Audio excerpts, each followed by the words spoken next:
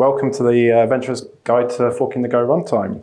My name is Dominic Black. I'm one of the founding engineers at Encore. For those of you who don't know, Encore is a framework backend development tool where our goal is to make the experience of building cloud infrastructure-based backends far easier and just take sort of the infrastructure side out for you, and you can just focus on your business logic.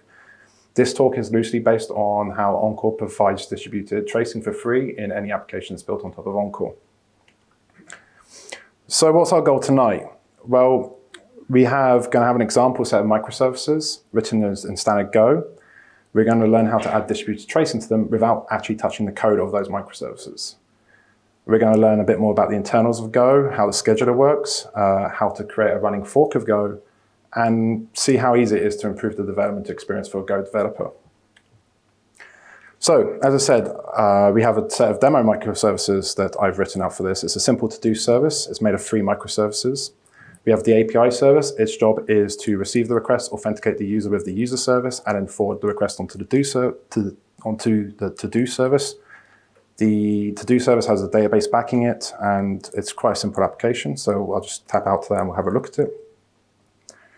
So this is the code for the API service. I've written a tiny REST package just to simplify this code, but under the hood it's just using all the standard Go libraries. Oh, yeah. Great question. You can also tell that I'm not used to using VS Code. You guys can do command plus should work. Oh. How's that? Cool. So, the way we've got this example app written, so the REST library is just using net HTTP server under the hood and JSON encoding. I've registered a bunch of handlers here, and the handler functions just look like normal Go functions. They take in a context, they authenticate the user, and then they call out to the to-do service. So I'll probably increase the font size of the terminal too, so everyone can see what's going on down there. So if I start up this set of microservices, we can see that the 3 services have started up and they're listing on different HTTP ports. And if I make a curl request to them to list my to-dos with my super secret, you can see that I've got the response back for my to-dos, and you can see each service, if I just make that wider, each service logged the fact it was handling the given request it was getting. So now we've looked at our demo app and we sort of understand roughly how that's working. Let's move on. So what are we going to do? The first thing we need to think about is when we're doing tracing, we need to carry trace data across. Conventionally, you'd use the context for this, but we're not going to bother with that because when you're working with library code or user's own code, sometimes they won't use the context you give them for any given reason. Instead, we're going to attach our tracing data to the Go routine itself. This gives us many advantages, as you'll see later on. Once we've done that, we're going to modify the net HTTP package, both the server and client implementations in there to do our span tracing. We're going to modify the database SQL package as well to add spans for database queries. And eventually we're going to push spans into Jaeger.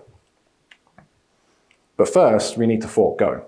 This is actually really simple with Go. There's a lot of nice tooling they have, and the way they manage their repo is really nice. So if we start with a new Git module, we're going to create a submodule where we're just going to check out the Go source code.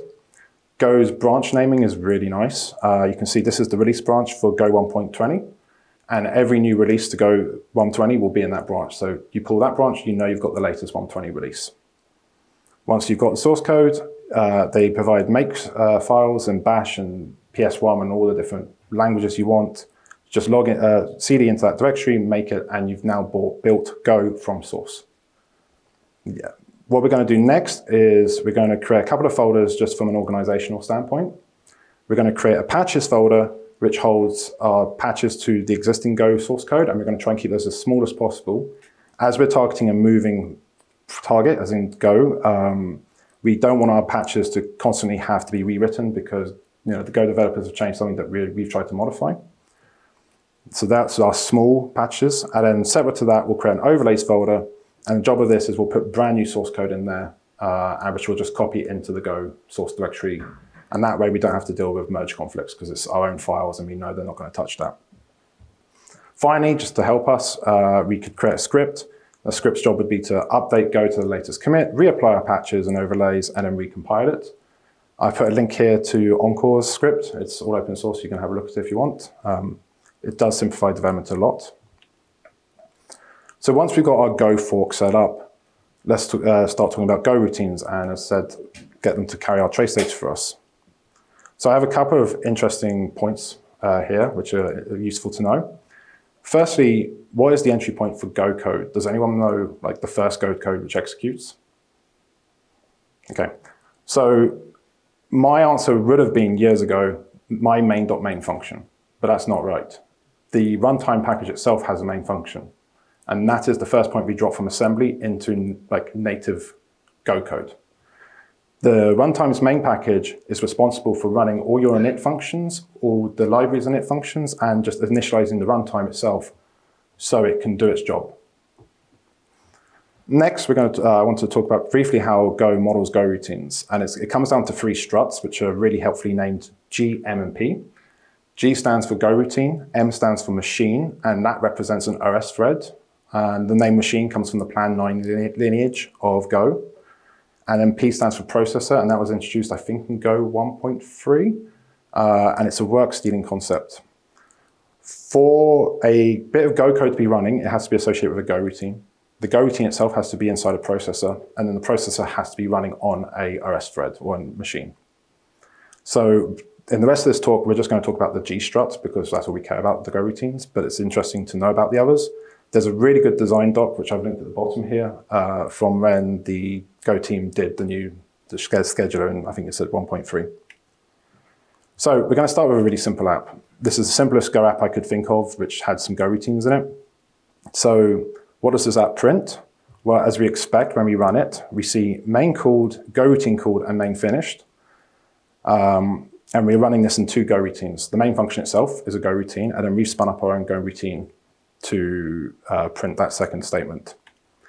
So now we're going to modify the Go runtime and add some print statements both to the runtime main packet for function when it starts and ends, but also when a Go routine starts up and shuts down. So on the screen here, you can see the minimal patch for this. I'm just going to talk through this now. So at the top, we've modified the runtime main function. We've added a print statement at the beginning of it and a print statement just before it exits back to the OS. We've added the next thing we've done is in goExit0, which is the function that gets called by the runtime when a goExit routine exits. We've added a print statement just to say, cool, we've done that. And new PROC.GO is also used by the runtime just before a Go routine starts up.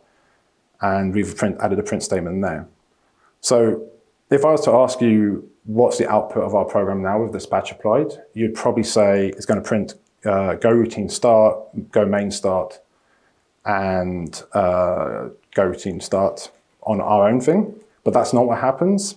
What we get is instead, we get 6 Go routines starting, not just the 2 we thought about. And the reason for this is, as I said, we have the main Go routine start up, the main function, the runtime starts up, and then these other 4 Go routines start up. And they're all to do with the garbage collector or the finalizer. Then our code actually gets called once all of that started, and then our Go routine gets started as we expect. We see our Go routine exit, and then we see Go main exit. And what's interesting is we don't see all of the runtime Go routines exit because at that point we just return to the OS. There's no reason for them to clean up. So now we have a sort of a basic understanding of how Go routines start up, shut down. Let's talk about what we want to change in the runtime. So what do we want to do? What do we need to know about from the runtime? We need to know about when a Go routine starts up, when a Go routine shuts down. We want to be able to attach data to that Go routine and read data on that Go routine. And then we do this using these 4 functions on the right. And you can see that I'm using unsafe pointers to transfer data in and out. That will become a bit more clear later on, I hope. But with these 4 functions, we can understand the output from the Go routines. So let's modify this G struct. And it is just a struct in the runtime. And we just added a new field, which has our unsafe pointer for our trace data. We can then now add function implementations to two of those hook functions we had on the previous slide, just for setting that data and reading that data. The function getG inside the runtime will always return the current running Go routine. And lastly, we've added a helper function for getting the Go routine's ID. This is just an incremental counter behind the scenes, but it's an ID, which is nonetheless. Next, we modify goExit0 so that if a Go routine is exiting and it has trace data associated with it, then we'll call our exit hook.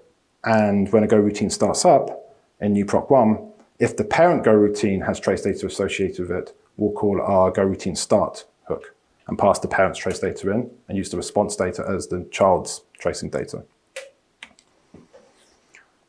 Now this is where things get a bit interesting, I think.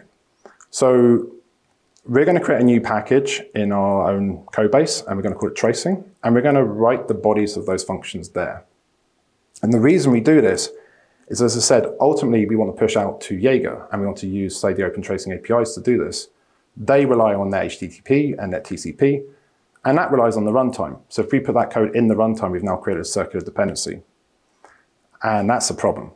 But the Go linker has a directive we can use called goLinkName, and it allows us, after the code's been compiled, to tell the linker, hey, the body for this function is over here. And it basically allows us to kind of like merge these two packages together after the compile time and after the dependencies have been sorted. It can lead to some really funky behavior.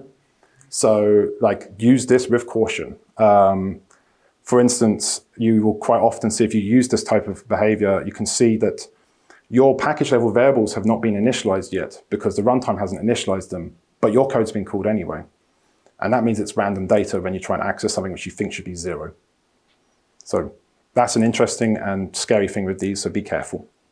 But now we know how to do this, we can start putting code which has this circular dependency in places where the compiler won't complain about the circular dependency. And so here, I've implemented the two remaining functions in our hooks, the Go routine start and Go routine exit, and I've just left them pretty much blank for now. You'll notice also that the types have changed from an unsafe pointer to a pointer to this struct I've put on screen. The reason for this is once the code's been compiled down to assembly, we don't really care about types, so goLinkName will allow us to do this, and this code will run perfectly fine. We use the unsafe pointer type to just indicate to any code in the runtime, like, hey, this is a pointer to some data, don't fuck about with it, please. And now between the runtime package in the standard library and our tracing package, we have implementations on all these functions. This code will now compile because everything exists. But it's not really useful yet, like it doesn't do anything. So let's start modifying the net HTTP package. As I said, like, we want to think about what events we want to know about. We want to know about when an HTTP server starts handling a request, when it finishes handling a request, and when any Go code makes an HTTP request out, and when it gets the response to that request. So on screen now, I have written 4 function prototypes, which have the hooks that give us that information. We can now write the implementation for those in our tracing package, and I'll start that from the top and work down. We have our handler start for the server, and when we receive an HTTP request, we want to get the current Go routine's ID, create this trace data struct, and attach it to the running Go routine. And then we're just going to print that, hey, this trace ID is handling this request. When the server finishes handling a response, we just print, hey, this trace ID is finished with response, and then we clear out the data in the Go routine. And the reason we do this is because the data inside the Go routine, like the fact that the data is there is we're using as an indicate marker to say, hey, this Go routine is being traced, you need to like pay attention to it. In the client code, and start round trip and end round trip, as I said, we check if that trace data is present, and if it is, then we use it to print a statement saying, hey, this trace is calling out to blah, and they just got a response from blah with this status code. Now we've written our functions, we want to patch it in. And so what I've got on screen now is 2 small patches, one to the HTTP WAM server, which just adds a callback to a tracing start and tracing end, and one into the HTTP transport struct, which calls the round trip start and round trip end function. What I've not shown here is patches to the HTTP2 client or panic handling. They're on the GitHub repo, so if you want to have a look at them, feel free, but I think they're a bit out of scope for what we want to talk about today. So like now let's try this. Let's see what happens here. So if I kill this existing code and check out to our initial. So if I start this up now, the same services start up, I can call them again. And now we can see in the API service, GoRoutine 25 started handling the do's request. GoRoutine 25 then called out to the user service to check the auth. And then once it got 200 OK back, it called out to the to-do service to ask for the user one's to-dos. It got an OK back and finished handling the request. So we can see that like without modifying that application, like we've started to get a better understanding of what's going on inside it. But the other services are still independently tracing. There's no distributed tracing yet. So let's fix that. So given we want to relate all these traces together, we want each server's actions to be recorded by the cell. So we want spans for each server handling, but everything needs to have references back to the parent span, right? You can't create distributed tracing if you can't relate everything back together. So we have a shared trace ID. Given we're using HTTP here, it makes sense for us just to inject headers and read headers. And luckily there's a standard already which exists called TRACEPARENT or trace context, depending on how you're reading it. And this allows us to write an interoperable distributed tracing system because a lot of things already understand this standard. So if we look at the trace context struct, we see there are effectively three fields to it. There's a trace ID, which is just some random data. There's a span ID, which is related to that specific action we're processing. And then there's a set of flags. We'll ignore the flags for today because they're getting a bit out of scope for what we'll talk about. The trace ID and span ID, as I said, are initially set to random values on the very first request into our system. But once we set the trace ID, we'll keep that, and then we'll just change the span ID each time. Then on the bottom right here, you can see I've modified our hooks for the server handling the request and the server starting a round trip on the HTTP client. And effectively, all I've done is set the parent on the client and read the header on the server. And then now we have the ability to effectively pass data transparently as far as the application code is concerned between different running services. Next, we want to think about designing a simple span API that we can use to record spans. So we're going to need to start and end the span. And we want to treat them as a stack. And the reason for this is if you think about your server handling requests, you're going to make database queries and you want to record those spans, and they're going to be in the same Go routine as the server handling the request. So we want these to be stacks. And then when the stack ends, we want to restore the previous trace context in the Go routine. And when a span starts, we want to create a new trace context. And normally we would take the trace context from the Go routine and just create a child span. But in the case of the HTTP server handling an inbound request, we actually need to read this in from elsewhere. I've left it as an exercise for the reader to figure out how we'd do that. And you can just cheat and look at the GitHub repo if you really want. But it is there. And then I said, we want to use the open tracing APIs for reporting the spans. I'm not going to put them on the slides because they're slightly out of scope for what I want to talk about. But effectively, we can put send the data from these two functions. Now we have a simple span API, we can start recording our spans. So we can modify our HTTP handler server to start a span with just the method and URL being called, and our server end hook to record the end of that span and if the server panics or not during that time. We could then modify the round trip function of the transport hooks to also record the outbound requests the server's making, which is really useful when you're dealing with third-party systems as well. So you won't see the trace data from the server viewpoint. You only ever see your client's viewpoint trace. We can then hook the inbuilt HTTP trace client onto those requests so we can get more detailed information about what's going on, like when the DNS resolution starts, when it ends, when the TCP connection starts, when it gets connected. We could then, as I said, go and modify the SQL database package and specifically these query DC and execute DC functions in the DB struct. These are the last places in the standard library where your query is before it gets handed over to driver-specific code like your Postgres server or your MySQL driver. So once we've like modified all these functions, we've like implemented distributed tracing. And so if I swap out to the code now and we have a look at this, again, I'll just change the version of the code we're running. I'll start this up. So once these services are running, I'm going to again ask for our to-dos, and we see nothing in here.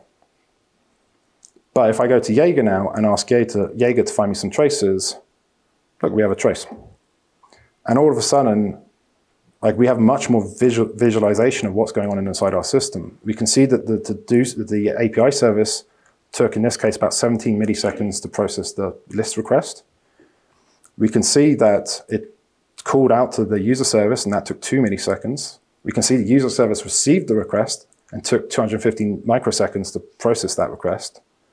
We can then see the user service calls out to the do service, the to-do service handles the request, and the to-do service even then makes this database query. And we've got all this tracing without modifying the application. And as said, like with the addition of the HTTP trace client, like we can even see like the individual like DNS and connection results going on inside the spam. What I think is really interesting about this view as well is there's loads of gaps in this data. Like what's happening for this like 2 milliseconds here before our server starts processing. And we can find that out quite easily. There's a version of this code on the GitHub repo where you can turn on tracing per Go routine. So every time a Go routine is spawned, it will add a new span. And it's really interesting to see what the Go runtime does under the hood when you say, I want to make a connection, because it spawns a lot of Go routines. So given that, like what else could we do with tracing? As I said, like we can capture Go routine data, and like that's really great when you have like a lot of background processing you kick off.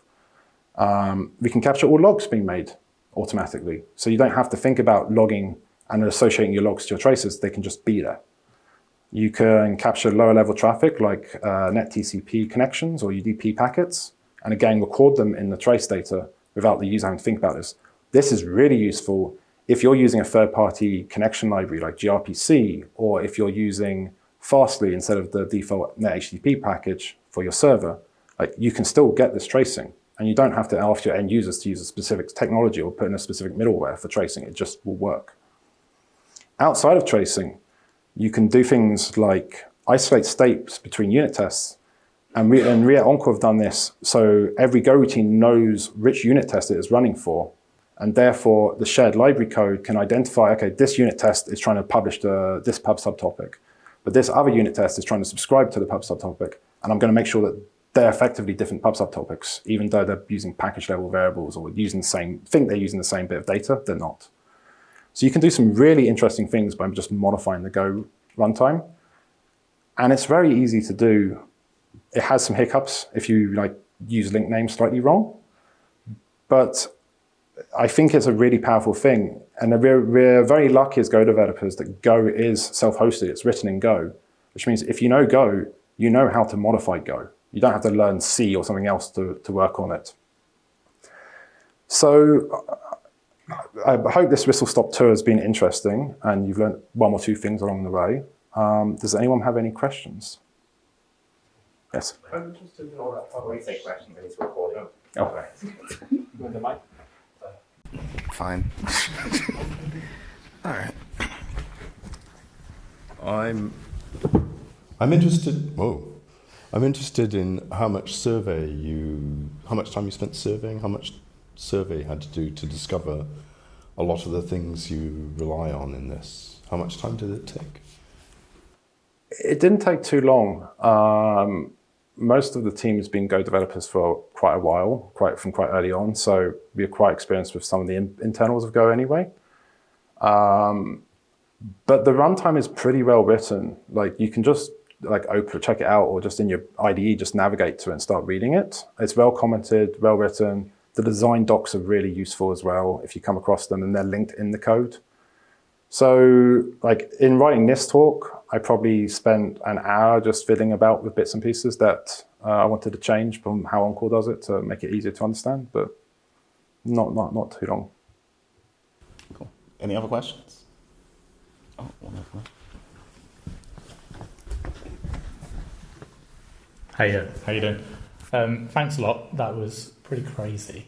Is this something that you've implemented at Encore yourselves? And what do you think the sort of strengths and weaknesses of it are versus externalizing this kind of functionality to either like sidecar proxies or just putting it in your applications? And how do you think it will scale in the future if Encore grows as a team, for example? Great question. So I said at the beginning of the talk that like you can do this with context, right? And you can pass it in, but that requires your library maintainers to implement like middleware or native support for like open tracing. It's a great example, right? Most people do support it now. The advantage of this, and especially in a scenario like Encore where we're dealing with users code and we can't force them to do something, right? If they want to do something their own way, they should be able to do that. And by doing it in the runtime, we allow that, right? As long as they're using native Go code, we can probably trace it for them without them having to make any changes to what they're trying to do. And that allows them to focus on their business logic and not have to focus on, oh, I really want tracing on this, but I'm gonna have to rewrite it. So I think that's one massive strength. I think, like, as well as I mentioned on that last slide, we use it for test isolation. And I think that's also a very powerful capability that I wish the Go runtime gave us by default, because sometimes it is useful to be able to say, what unit test am I in? Because I want to isolate my behavior. I'm sure we've all written unit tests, turned on the parallel flag, and now it's flaky because there's some like package level variable somewhere which is getting changed by two tests simultaneously, or two databases being written to at the same time. Our hope is with this test isolation technology, we can allow even database queries to be isolated from each other. We haven't got that yet, but we have a couple of ideas of how we want to build that. But there is, like I said, a lot of things you can do which are relatively easy. Like if you have a look at our Go repo, the patches are relatively small. Like it is generally like just put a hook in here, just put a hook in here, and pass some data back and forth between the runtime and our library. So I think it does scale as well, because we're not modifying the Go runtime by rewriting the scheduler or rewriting this. We're just saying, hey, tell us when this happens, and then we'll just track it. So that's the sort of the first question. And sorry, I've forgotten the second part of your question. Oh, I was going to ask, would you actually would you push to upstream this to Go itself as well? Maybe. Like, I don't think we will. As you saw there, like I'm using Go link name to specifically link against library code. And the way we've had to do it for the Encore fork of Go is effectively we use Go build tags to swap out from function prototypes in the runtime to function bodies which have basically no op in them. And so when our compiler runs, like we pass in the build flag to switch to, hey, like the library's present, use Go link name to link to it. And that's a bit annoying, right? If we were to contribute this upstream, especially like the attached trace data, like every library is going to want to use it, and then you're going to have conflicting trace data on the same Go routine. Yeah, and arguably open tracing is already out of date. Like hotels, like 10%. Yeah, so we probably won't contribute upstream. I mean, I'd love to, but it'd probably fragment too easily. Very cool. Thank you. Any other questions?